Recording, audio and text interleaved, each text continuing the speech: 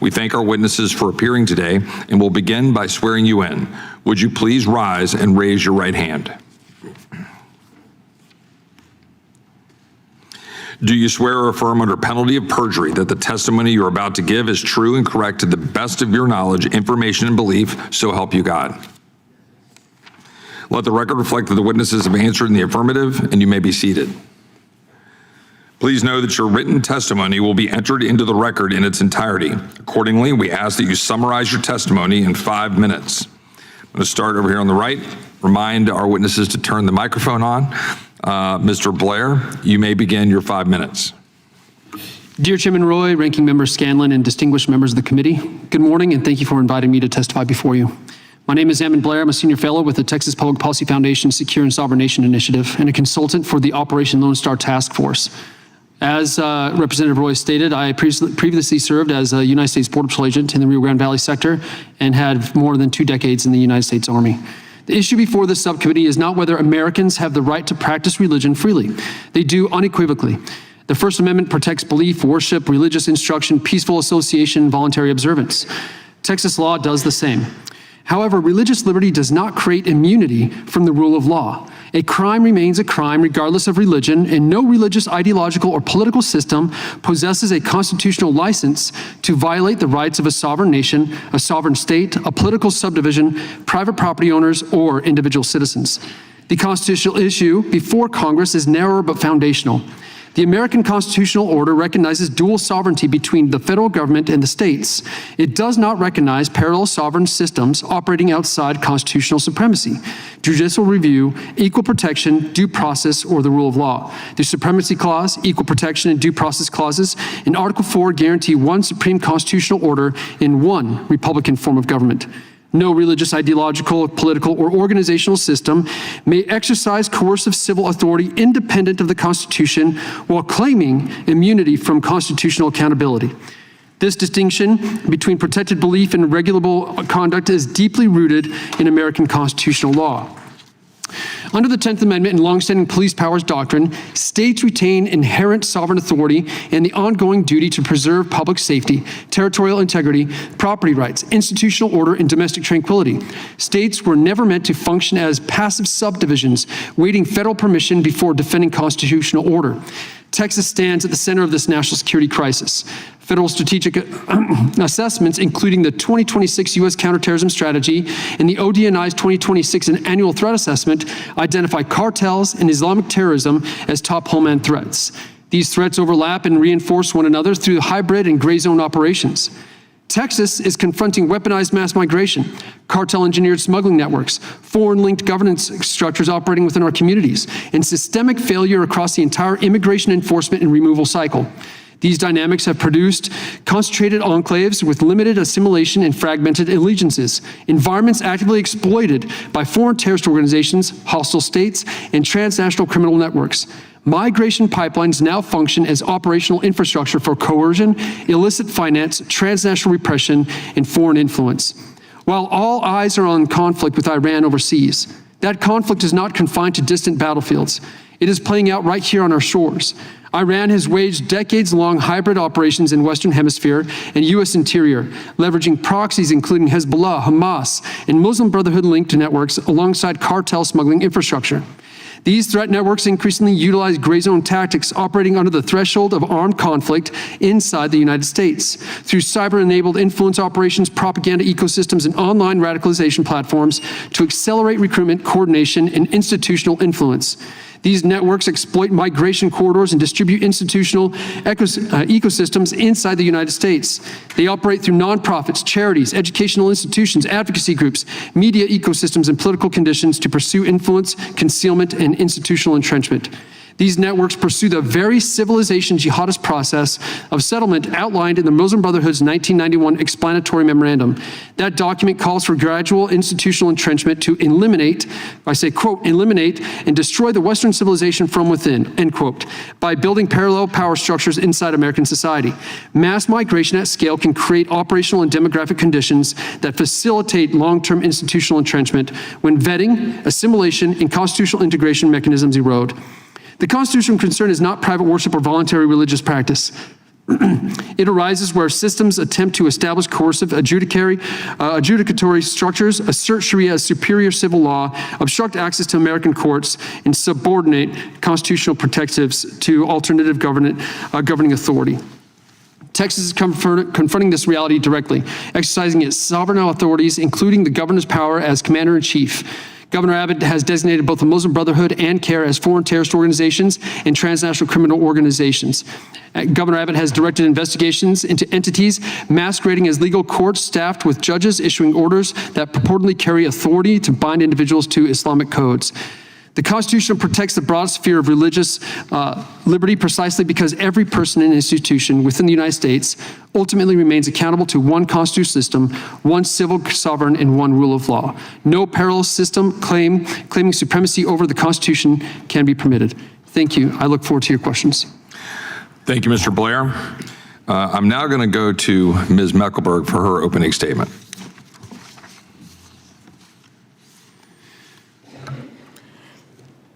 Distinguished members of Congress, my name is Amy Mekelberg. I am founder of Rare Foundation USA.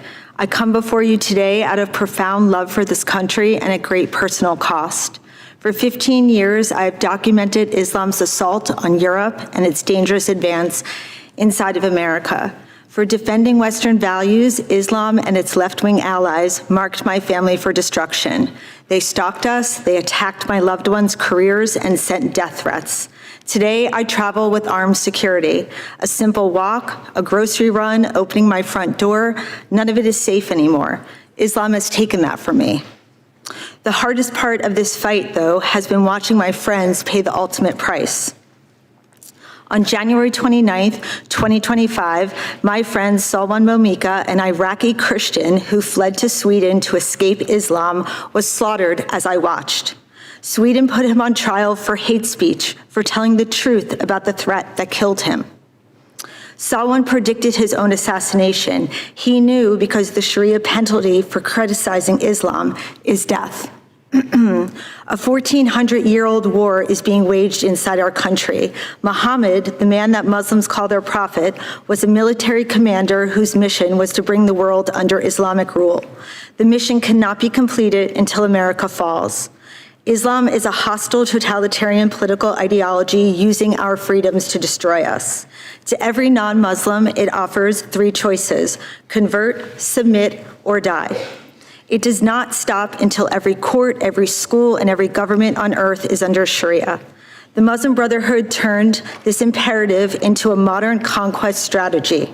Two seized documents, the 1982 project and the 1991 explanatory memorandum, detail their two-front plan. Build parallel Islamic societies that reject assimilation while their faithful capture our institutions. The Brotherhood wrote the playbook. Today, every hostile Islamic regime and faction is executing it on our soil. Saudi Arabia, Iran, Turkey, Qatar, Pakistan, Hamas, the Taliban. Different countries, different sects, all marching in lockstep towards one conquest. These networks operate more than 8,000 Islamic nonprofits across America, including 650 in Texas alone. They built a parallel infrastructures, mosques, seminaries, school, Sharia banks, Sharia courts, Sharia clinics, charities, media, and political networks. They have no plans of assimilating. Texas and Florida are the Brotherhood's command centers. They are the clearest example of the first strategy: build massive fortresses where Muslims can live cradle to grave under full Sharia. In Texas, terror-tied Imam Yasser Qadi is fighting to build Epic City, a 402-acre Sharia compound marked as, quote, the epicenter of Islam in North America, end of quote. In Katy, an $80 million Sharia compound is rising under Brotherhood operative Main al-Quda, whose family are leading terrorists in Jordan. Hamad Ghazali, named in the 1991 memorandum, recruited Americans for al-Qaeda. Today, he writes curriculum for Islamic school children across North America. Texas taxpayers are able to fund him through school vouchers.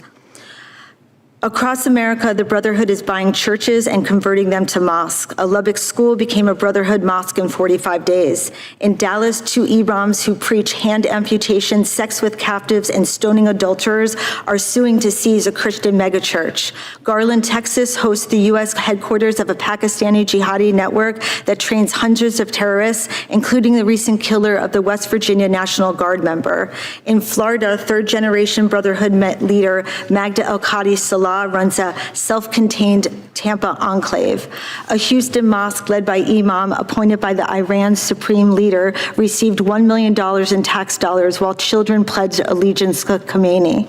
Another Hamas-supporting Tex mega mosque hosted public school field trips while its imams preached that the fathers and brothers can kill adulterous daughters. Members of Congress, there is a little Muslim American girl right now born in Texas under our Constitution with every sacred right our forefathers fought and died to give her. She will never know any of them. Her own father, imam, and teachers raise her to believe she is worth less than half a man, and Islam's texts command this. If she is beaten, it is her fault. If she is raped, no American courthouse will hear her screams. If she is married off as a child to a pedophile, she will never know it is a crime. She is shielded from her birthright, raised to hate her own country, trained to subvert it. There are thousands like her and growing fast. This war's second strategy captures our institutions and cultures from within. Their operatives have penetrated our State Department, our courts, our school boards to subvert the Constitution and replace it. Hamas, doing business as CARE, has trained 50,000 lawyers, they boast of this, journalists, filmmakers, influencers to embed Islam and rewrite our history. When we object, they scream Islamophobia. Their super PAC floods our elections, mosque-run voter drives. Besides me is 15-year-old Marco Hunter Lopez. He will tell you how the Muslim Brotherhood student arm founded in Texas by Yasser Qadhi's father is targeting Texas children. For speaking out, Marco's safety was threatened. Our nation's leaders are failing our children. Member of Congress, the American people are awake, Washington is not. We must choose the Constitution of the Quran, America or the Caliphate, freedom or submission. There is no middle ground. Thank you for your testimony, Ms. Mekelberg. Ms. Tyler, I'll give you some extra time, okay? And to make sure it's fair. I will now recognize Mr. Hunter Lopez for his 5 minutes. Chairman Roy, Ranking Member Scanlon, and distinguished members of the subcommittee, thank you for the opportunity to testify today. My name is Marco Hunter Lopez. I am a 16-year-old sophomore at Wiley East High School in Wiley, Texas. I've been invited to speak regarding an incident that occurred on February 2nd on my campus in a widespread effort across Texas and the nation. Last year as a freshman, I founded the Republican Student Club because I wanted to foster a space for students who share the same values. What should have been a simple act of student leadership became a prolonged battle against school administrators who treated my group differently from every other club on campus. On August 16th of 2024, we met every requirement: 10 members, a teacher sponsor, in a room. Other groups, including the Muslim Student Association and organizations supporting gender-affirming ideology, were approved without issue. Our club was denied for being political in nature.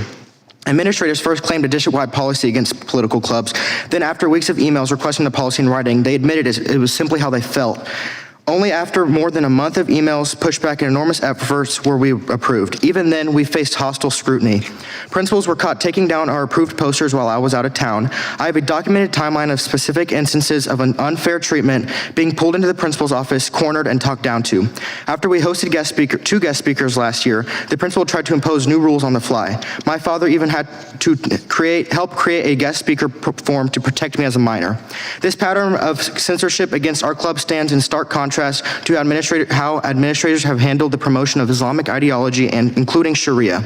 On February 2nd, I was leaving a meeting and was walking to the cafeteria for lunch, and I saw a large booth labeled Islam set up in the school. 4 adult women from the organization Why Islam were there. I was confused and did not want to give it attention, but after discussing it with my friends, we decided to approach the booth. I had a discussion with the women, one in particular who they kept referring me to because she knew most of the theological questions. As we tried to understand their goal, I looked over and saw multiple pamphlets spread out, one of which was explicitly titled Understanding Sharia. This was very concerning to me and other students.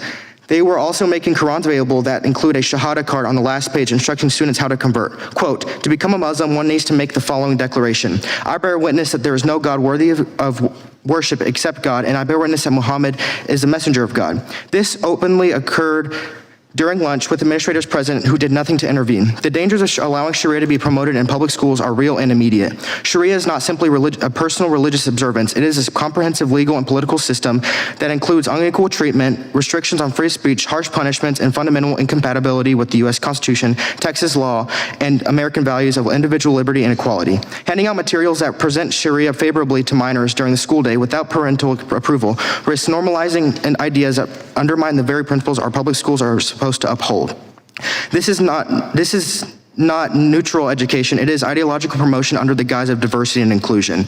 The contrast with my own club could not be clearer. While the Republican Student Club faced denial, censorship, poster removal, and hostile oversight, an outside organization was given easy access to distribute Sharia-related materials directly to students.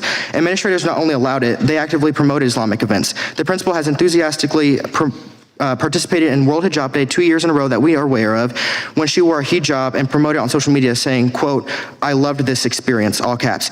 The district now offers halal meals, a dedicated prayer room for Islamic observances, and has placed a Quran in at least one middle school library while no Bible is offered. Conservative and Christian student groups have never received comparable accommodations or leeway. This is not mere negligence. It is complicity through selective enforcement and viewpoint discrimination. School policies and state law regarding outside organizations, religious materials, and guest activities were bypassed and ignored. No one stopped the distribution of the materials and Sharia pamphlets in my high school.